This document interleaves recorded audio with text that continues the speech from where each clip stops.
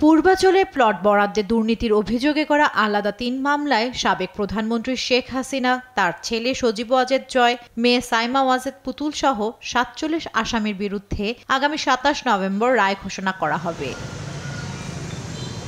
রোববার রাষ্ট্র আসামি পক্ষের যুক্তিতর্ক উপস্থাপন শেষে ঢাকার ৫ নম্বর বিশেষ জজ মোহাম্মদ আবদুল্লাহ আল মামুনের আদালত এদিন ধার্য করেন।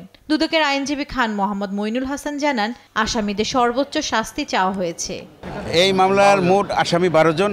অ্যান্টি স্লিপারি টেকনোলজি ও সফট টেক্সচারটাই নরম ঘাসের স্পর্শ, সাপোর্ট গ্রাস ম্যাট, নান্দনিকতার ছোঁয়া।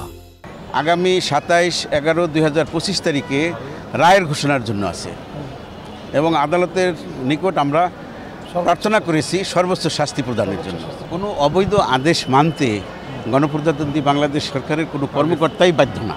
মামলায় গ্রেপ্তার হওয়া একমাত্র আসামি রাজুকের সদস্য খোরশেদ আলমের পক্ষে যুক্তিতর্ক উপস্থাপন করেন আইনজীবী শাহিনুর ইসলাম। আসামিকে নির্দোষ দাবি করেন তিনি।